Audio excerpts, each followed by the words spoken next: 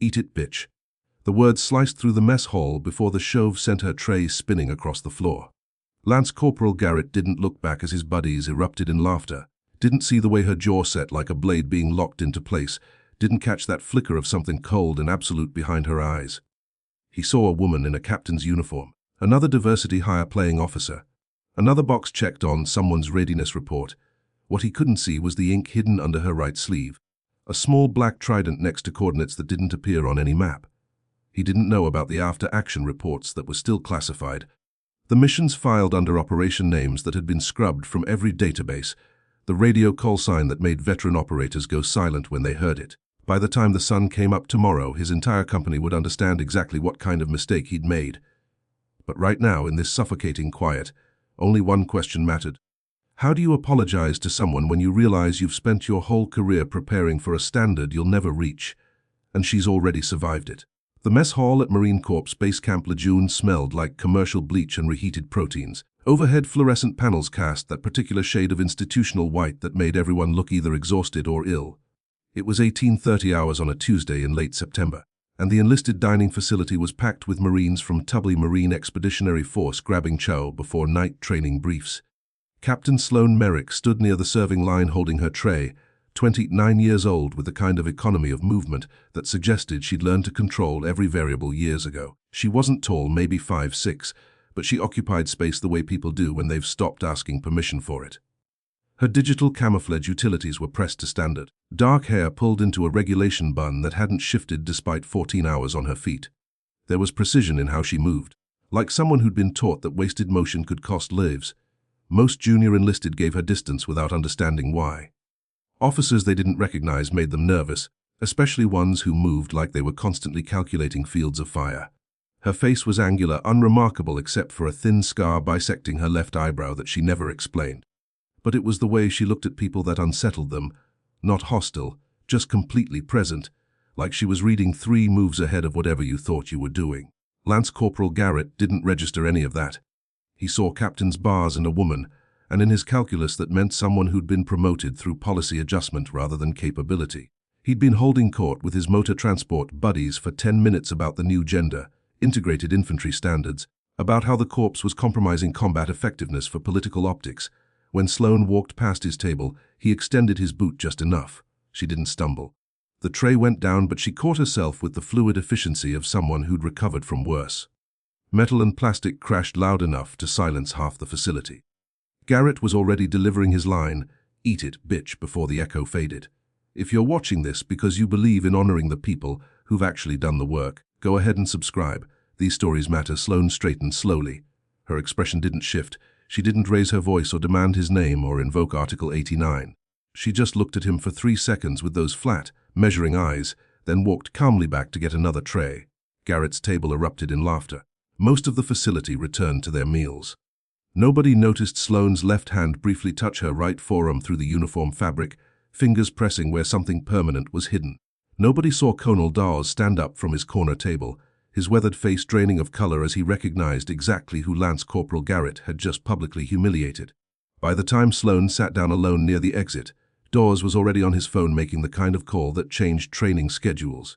Because there were maybe 24 people in the Marine Corps who knew what that small black trident tattooed on Sloane Merrick's forearm actually represented, what call sign she'd carried in Helmand Province, and what it meant when someone from Marine Special Operations Command went quiet after coming home. Garrett wasn't one of them. Not yet. Sloane's father had been a gunnery sergeant in force reconnaissance, the kind of Marine who communicated in tactical shorthand and expected you to fill gaps yourself. She'd grown up on bases from Okinawa to Pendleton, learning to read authority structures before she learned long division. Her mother died when Sloane was 6, cerebral aneurysm, no warning, no goodbye, and after that it had been just the two of them navigating deployments and duty stations and the particular loneliness of military life. Her father never told her she couldn't do something because she was female. He also never calibrated difficulty downward to accommodate it. When she was 12 and 3 boys outside the commissary tried to take her father's old recon sweatshirt off her back, he didn't call their parents or file a complaint. He taught her how to fight properly instead. Leverage points, weight distribution, how to make someone bigger regret their assumptions in under 15 seconds. The lesson wasn't about violence, it was about capability, about becoming so undeniably competent that arguments became irrelevant. She'd enlisted at 18, back when women still couldn't serve in direct ground combat billets, did 4 years as an intelligence analyst attached to infantry battalions, which meant she'd carried the same loads through the same valleys in Helmand province while collecting signals intelligence that kept Marines alive. She'd pulled a wounded corporal out of a burning MRAP using a rigger's belt and her body weight when their convoy got hit outside Sangin. Earned a Navy and Marine Corps Commendation Medal with Combat V that she never wore, and caught the attention of people who noticed things like that. The recruiter for the MARSOC Female Engagement Team program had been direct. Women couldn't officially attend assessment and selection or become critical skills operators, but they could augment Marine raiders in specialized roles where male operators couldn't access female civilians. The training pipeline was brutal: modified infantry officer corps standards, advanced combat skills, language and cultural training. The washout rate ran north of 70%. Sloan had been one of 6 women to complete it that year. The mission that defined her happened in 2019 during a village clearance operation outside Marja. Staff Sergeant Marcus Brooks had been her team leader, a raider with 3 deployments who treated her like any other operator because anything else got people killed. They'd been tracking a high-value target through a compound complex when the mission collapsed. Brooks took 2 rounds center mass from a fighter who'd been hiding in a false wall. Their extract was compromised. She'd carried him 2 clicks through sparse cover while coordinating CAS and talking a quick reaction force through an alternate infill route. Brooks died before the medevac reached them. His last words weren't cinematic. He'd just looked at her with that terrible clarity dying people get, said her call sign once, Sifa, and stopped breathing. She'd finished the mission, secured the target, wrote the after-action report in precise, clinical language that never mentioned the specific weight of someone's blood cooling against your kit or the exact sound of a last breath. They'd given her a silver star in a closed ceremony at Camp Lejeune with a redacted citation that couldn't be discussed outside secured spaces. The mission stayed buried in classified databases that required a TSCI clearance and a valid operational need to access. She'd separated after that contract ended, not because she couldn't continue, because she'd started wondering what purpose it served. Brooks had been one of the best raiders she'd known, and he'd died in a war most Americans had stopped tracking. She'd used her post-Niven GI Bill for a bachelor's degree, earned a commission through Officer Candidate School, and requested assignment to Training and Education Command. If she couldn't save the people she'd served with, maybe she could prepare the next generation to save themselves. That was 18 months ago. She'd kept her head down, done her job quietly, and tried not to think about call signs that didn't get used anymore. Lance Corporal Devon Garrett was 22 years old with exactly 16 months of fleet experience, most of it spent at Lejeune running training cycles with the same motor transport company he'd deployed with to Djibouti. He was competent at his job, average rifle scores, no page 11 entries, qualified on the MTVR in 7-ton, but he carried himself like he'd personally won Belleau Wood. His father had been a Marine. His grandfather had been a Marine. His uncle had died in Fallujah in 2004. That legacy created expectations he didn't know how to meet. Boot camp had been straightforward, the fleet wasn't. He'd expected to feel like he belonged once he earned the Eagle, Globe and Anchor. But mostly he felt like he was performing a role while everyone else had been issued the script he'd never received. So he'd found his footing the way uncertain young men often do, by identifying someone he could position beneath him in whatever hierarchy he could construct. Women in combat roles were a convenient target. The integration had been controversial, the standards endlessly debated, and Garrett had absorbed the skepticism from senior Marines who remembered when things were different. He didn't hate women. He just needed to believe his struggles had external causes, and that required believing someone else's presence had made things harder than they should be. The mess hall incident had been impulsive and stupid, exactly the kind of thing his buddies would laugh about. He'd expected her to make a scene, file a complaint, prove his assumption about women being too emotional for military culture. When she just walked away, he'd interpreted it as confirmation that she knew she didn't belong. Staff Sergeant Vincent Kolsky had watched the whole thing from 3 tables over. He was 36, a motor transport platoon sergeant with 2 Iraq deployments and 1 Afghanistan tour, and he'd made the same assumptions about Captain Merrick that Garrett had. Admin officer. Desk assignment. Someone who'd never done anything requiring actual tactical competence. He'd seen her around base for weeks, always alone, always quiet, and he'd filed her away as another training command body filling a staff billet. But Colonel Dawes's reaction bothered him. The colonel had gone pale, actually pale, then made a phone call and left the facility like someone had told him the building was structurally compromised. That wasn't the response you had to a junior enlisted showing disrespect to some random staff captain. That was the response you had to something career-ending. By 0800 the next morning, the entire company knew something had shifted. Garrett had been pulled from the training rotation and told to report to the company commander. Sloan had been assigned as the primary observer, controller for the upcoming field training exercise, a week-long evaluation in the Greater Sandy Run training area where 2nd Platoon would be assessed on their combat readiness and tactical proficiency. Garrett's platoon. Kowalski's platoon. The word spread through the junior enlisted network like fire through dry grass. Captain Merrick would be evaluating them personally. She'd have authority to grade every evolution, recommend Marines for remedial training, flag performance issues that would affect promotion eligibility. The FTX was a formal evaluation. Scores went into your service record book. Staff Sergeant Kowalski held a platoon formation that afternoon in the company area and made things explicitly clear in the blunt language Marines understood. They would treat Captain Merrick with the respect her rank and position deserved. They would perform to standard. Anyone who thought this was some kind of revenge scenario could schedule an appointment with him. After they finished running stadium stairs until they vomited, Garrett stood in formation and felt his stomach drop.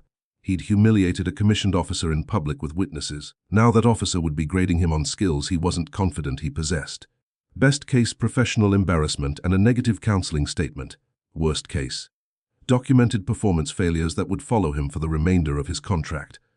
What he didn't know, what none of them knew, was that Sloan hadn't requested this assignment. Colonel Dawes had personally asked her to take it because EMF had identified a culture problem with junior Marines developing patterns of casual disrespect toward female officers, and the most effective way to address culture problems was to make them impossible to ignore. By the end of this week, every Marine in 2nd Platoon would know exactly who Captain Sloan Merrick was, and Devon Garrett would have to decide what kind of Marine he actually wanted to become. Sloan sat alone in her bachelor officer quarters room that night with the lights off and the window cracked enough to let September humidity seep in. She didn't cry. She'd stopped doing that somewhere around Bagram in 2019, back when crying started feeling like admitting you couldn't carry the weight anymore. Instead, she sat on the edge of her bed with her boots still laced and her hands folded in her lap, and let herself feel the full mass of what had happened. It wasn't the first time someone had disrespected her. It wouldn't be the last. The Marine Corps was evolving slowly, but institutional culture changed at the pace of geologic time. She'd been called worse things than bitch. She'd been excluded from informal networks, overlooked for assignments, subjected to the kind of casual dismissal that never quite rose to actionable harassment but ground you down like water on stone. What bothered her wasn't the disrespect itself. It was the reminder that no matter what she'd done, no matter how many missions she'd run, how many lives she'd saved, how many times she'd proven herself under conditions that would break most people, there would always be someone who looked at her and saw only the single thing that made her different. The thing that, in their assessment, made her inherently less. She rolled up her right sleeve and looked at the tattoo she usually kept covered. A small black trident, the Mars OC emblem, next to a set of coordinates in simple black ink, 3405 Twin Tugazin 64, the precise location outside Marja where Brooks had died. 47 people in the entire Marine Corps knew what those coordinates represented. 31 of them were dead now, including Brooks, who'd gotten his ink the same day she did at a shop in Jacksonville that didn't ask questions about operational security. She'd made him a promise before he died, though he'd never heard it. She'd promised herself that she'd make sure the next generation of women who wanted to serve wouldn't have to fight the same battles she had. That competence would eventually outweigh assumptions. That respect would be earned through demonstrated capability, not granted through policy adjustment. This field exercise wasn't about punishing Garrett.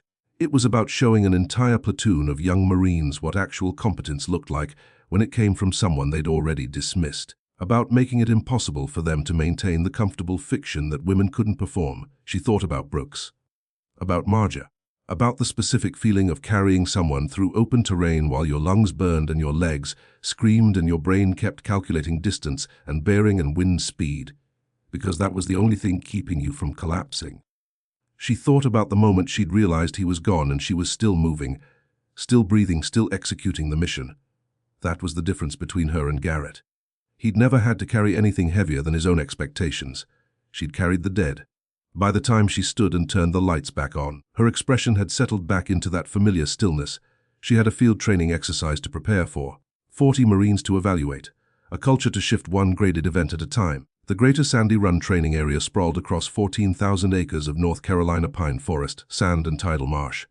It was designed to simulate mixed terrain, dense vegetation for concealment, open areas that made you vulnerable, water obstacles that tested load, bearing capacity when everything you owned was already soaked through. The FTX began at a 400 on a Monday with a 6-kilometer approach march, full combat load plate carriers, helmets, rifles, ammunition, water, individual first aid kits, 90 pounds minimum, more if you were carrying crew-served weapons or P-152 radios. Sloan moved with 2nd Platoon as an observer, carrying the same load they were but staying silent unless someone made a tactical error dangerous enough to warrant real-time correction. Garrett was positioned near the middle of the column, already sweating through his utilities before sunrise. Staff Sergeant Kowalski had made things explicitly clear this wasn't a relaxed training environment. Captain Merrick would be grading their land navigation, small unit tactics, immediate action drills, and decision-making under pressure. Final scores would be individual, not collective. You couldn't hide behind team performance. By hour 4 they'd reached their first objective, a mock village compound where they'd conduct a census patrol while identifying simulated insurgents based on behavioral pattern recognition. Sloan observed from the perimeter as squad leaders tried to organize their fire teams. The mistakes were immediate and predictable: poor communication, hesitation at decision points, junior Marines waiting for explicit orders instead of taking initiative based on their training. She didn't intervene. Just took notes on a waterproof pad, her handwriting economical and precise. Temperature climbed into the mid-80s by noon. They'd moved through 4 objectives, each requiring different tactical approaches: hasty ambush, vehicle checkpoint, i.e. identification and marking, casualty evacuation under simulated fire. The stress was cumulative by design. You didn't evaluate people by making things comfortable.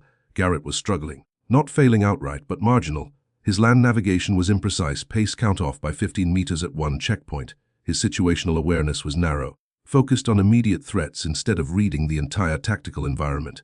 During the IED lane, he'd frozen for 4 seconds before remembering his trained response, and 4 seconds was enough to get your entire squad killed in an actual contact. He could feel Sloan observing, could feel the weight of her evaluation like physical pressure, and it was degrading his performance further. By day 3, the platoon was running on 4 hours of sleep per night, operating on MREs and water they'd purified from questionable sources. Sloan looked exactly as composed as she had on day 1. She didn't complain, didn't request breaks, didn't show any indication that heat or load or pace was affecting her at all. That was when Kowalski began reconsidering his initial assessment. Admin officers didn't move like this, they didn't read terrain like this. They didn't carry an M4 with the casual familiarity of someone who'd done more than annual rifle qualification. He started noticing details: the way she set security without being asked, the way she anticipated terrain problems before the platoon encountered them, the way she'd corrected a dangerous river crossing technique with 4 quiet sentences that prevented a potential cold water casualty. The crucible came on day 5 during a night movement through contested terrain.